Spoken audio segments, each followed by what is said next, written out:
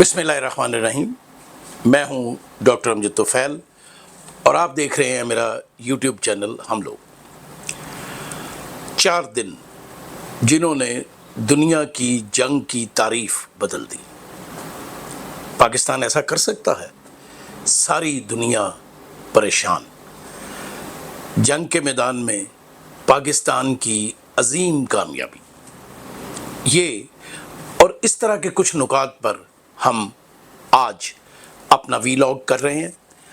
हमारी गुजारिश है कि हमारे चैनल को सब्सक्राइब कीजिए, लाइक कीजिए, बेल आइकन प्रेस कीजिए ताकि आपको हमारी वीलॉग्स मिलती रहें और हम इसमें जो आपसे मालूमात शेयर करेंगे उनकी बुनियाद साइंटिफिक हक़ाइक़ पर होगी, जदीद मालूमात पर होगी और फैक्ट्स पर होगी।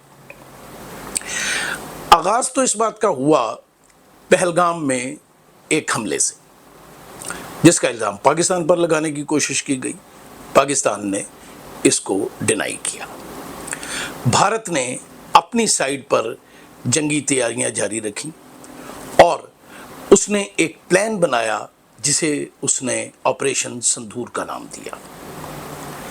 ये प्लान 6 और 7 मई की दरमियानी रात को एग्जीक्यूट हुआ। ऐसा क्यों हुआ कि भारत ने एक छोटे से वाक़े की बुनियाद पर पाकिस्तान के ऊपर हमला कर दिया? इसकी वजूहात को समझने के लिए हमें 2-3 पॉइंट्स को अपने ज़हन में रखना पड़ेगा। पहली बात, भारत में गुज़श्ता चंद बरसों में अरूज पाने वाला हिंदुत्व का फ़लसफ़ा है, जो इस रीजन को, जैसे वो ग्रेटर इंडिया का नाम देते हैं, सिर्फ हिंदुओं के लिए मखसूस करना चाहते हैं। वो यहाँ से ख़ास तौर पर मुसलमानों को और उसके बाद जो दूसरी अक़लियतें हैं, क्रिश्चियंस हैं, बुद्ध हैं, जीन्स हैं, सिख हैं, उनको एलिमिनेट करना चाहते हैं। जाहिर है ये जो माइंडसेट है ये फाशिस्ट माइंडसेट है जो इख्तलाफ को बर्दाश्त नहीं करता और वो यहाँ पे जो बड़ी ज़ातों के हिंदू हैं उनकी मोनोपोली कायम करना चाहते हैं। दूसरी बात, इस सारे मंजरनामे के पीछे कुछ ऐसे अदाकार थे जो बज़ाहिर दिखाई नहीं दे रहे थे, लेकिन वो पूरी तरह भारत की डोरियां हिला रहे थे। वो चेक करना चाहते थे कि पाकिस्तान की डिफेंस कैपेबिलिटीज़ क्या है, कितना ज़ख़ीरा लेटेस्ट टेक्नोलॉजी के पास उसका है और वो कहाँ कहाँ हिट कर सकता है। इसलिए पाकिस्तान की तमाम कोशिशों के बावजूद जो उसने की और जो उसने समझाने की कोशिश की भारत को और दुनिया के दूसरे ममालिक को कि इस खत्ते में जंग ना शुरू की जाए तो बेहतर है, वो रायगा गई। 6 और 7 मई की दरमियानी शब भारत ने पाकिस्तान पर अपना अटैक लॉन्च किया। उसने पाकिस्तान में 24 या 26 मिसाइल फायर किए, जिसमें हमारी मसाजिद को निशाना बनाया गया, सिविलियन पॉपुलेशन को निशाना बनाया गया, हमारे 4-5 बच्चे शहीद हुए, औरतें शहीद हुई।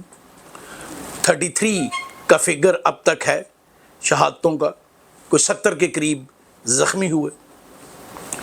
लेकिन इन सबसे बढ़कर उस रात पाकिस्तान और भारत की फ़ज़ाओं में होने वाला डॉग फाइट था, जो पाकिस्तानी तैयारों और इंडियन तैयारों के दरमियान हुआ। इंडिया के पास फ्रांस के राफेल और मिग मेराज 2000 थे, जो दुनिया के जदीद तरीन तैयारे शुमार किए जाते हैं। उसके पास मिग 29 थे, जो रूस का जदीद तैयारा है। उसके पास सू तैयारे थे, वो भी रशियन साख्ता हैं और जदीद तरीन तस्वर किए जाते हैं।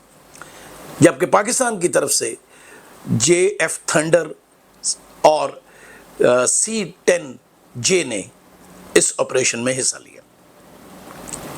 इस डॉग फाइट की एक बहुत बड़ी बात यह थी कि दोनों मुल्कों की फ़ज़ाइया ने एक दूसरे को की बाउंड्रीज़ को क्रॉस नहीं किया।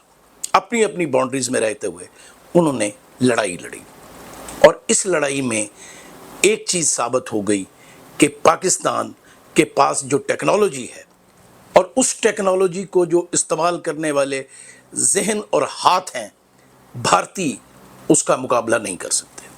5 طیارے گرائے گئے، رافیل بھی تھے، مگ 29 بھی تھے، میراج 2000 بھی تھے، اور پاکستان کے کسی طیارے کا نقصان نہیں ہوا۔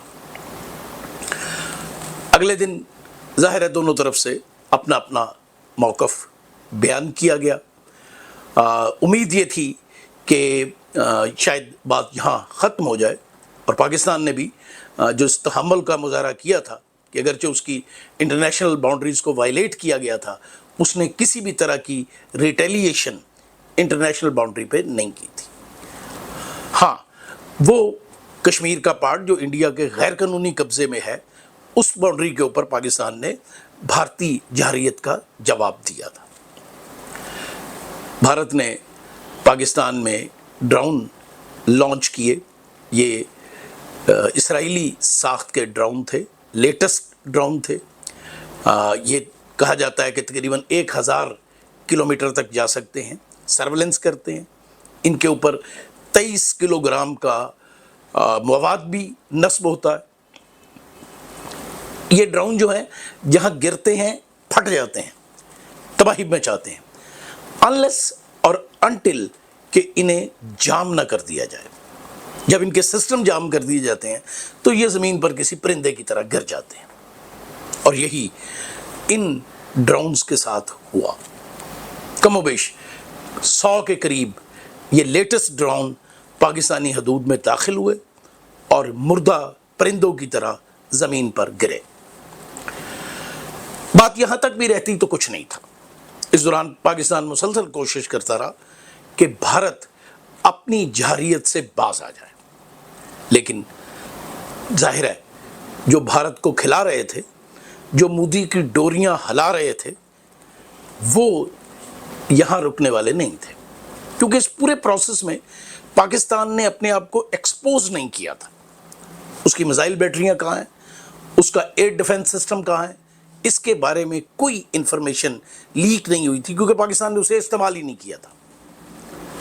پھر اگلی رات آئی، اور اس رات بھی دونوں طرف سے ایک دوسرے کے بارے میں ایک دوسرے کے پنجہ آزمائی ہوتی رہی، اور یہ رات بھی گزر گئی۔ 9 مئی کو جمعے کے دن اس بات کی امید پیدا ہوئی تھی، کیونکہ سعودی وزیر خارجہ نے دونوں طرف کا دورہ کیا تھا، کہ شاید حالات بہتر ہو جائیں، مگر 9 مئی کی رات بھارت نے وہ لمٹ کراس کر لی جو اسے کسی صورت کراس نہیں کرنی چاہیے تھی، اور وہ تھی پاکستان کے 3 ایئر بیسز کو نشانہ بنانے کی کوشش کرنا۔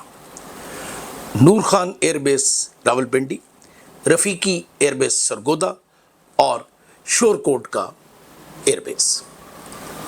اس کے بعد پاکستان نے فیصلہ کیا کہ وہ اس کا ایسا جواب دے گا جسے بھارتی ہمیشہ یاد رکھیں گے، لیکن اس سے پہلے کہ پاکستان ہارڈ فارم میں جواب دیتا، جو سائبر سپیس ہے اس کے اندر ایک جنگ کا آغاز ہو چکا تھا، اور یہ جنگ پاکستان نے یک طرفہ طور پر جیت لی۔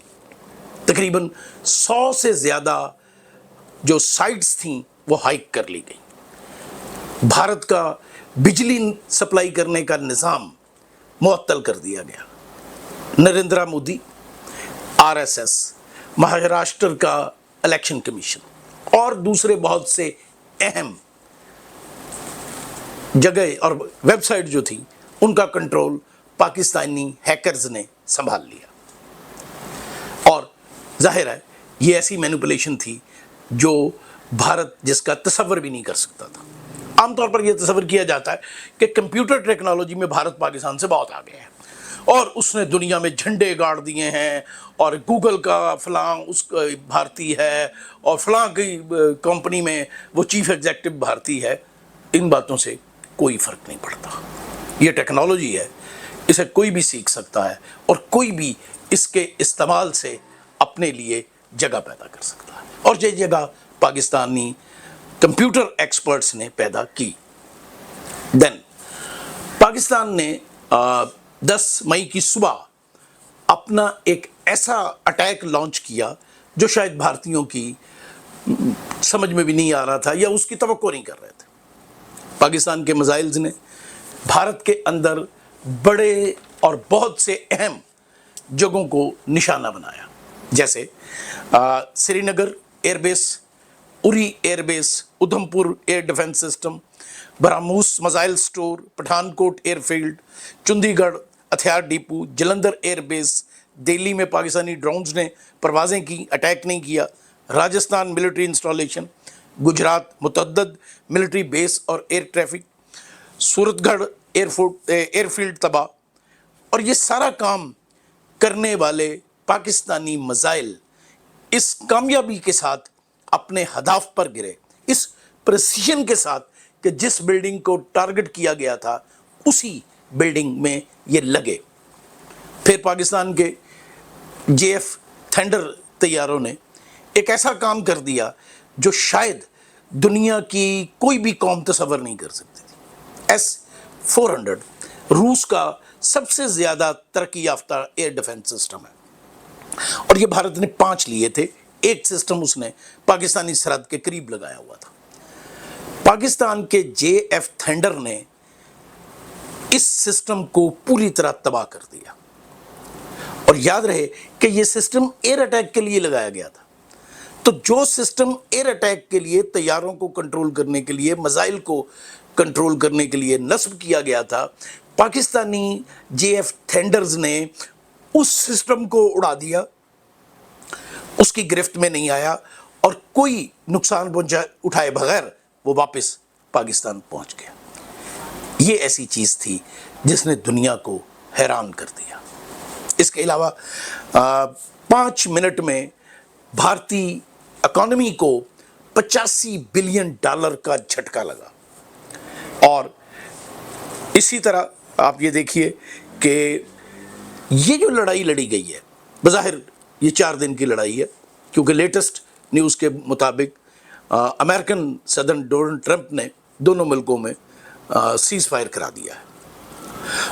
یہ 6th جنریشن وار ہے، یہ وار جس میں مشینیں، آرٹیفیشل انٹیلیجنس اور سائبر سپیس مرکز میں آ گئی ہے، اور وہ فوجیں جو کبھی محاذوں پر ایک دوسرے کے سامنے لڑتی تھیں وہ پیری فری پہ چلی گئی ہیں۔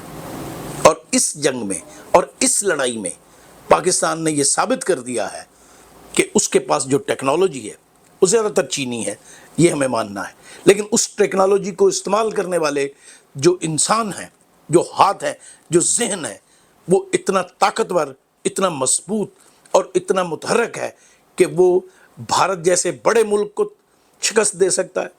بھارت کے پیچھے بیٹھے ہوئے وہ عناصر جو اپنی ٹیکنالوجی چیک کر رہے تھے ان کو شکست دے سکتا ہے، اور دنیا میں ایک نیا پیراڈائم جنگ کے میدان میں بننے جا رہا ہے جو سائبر بیسڈ ہوگا۔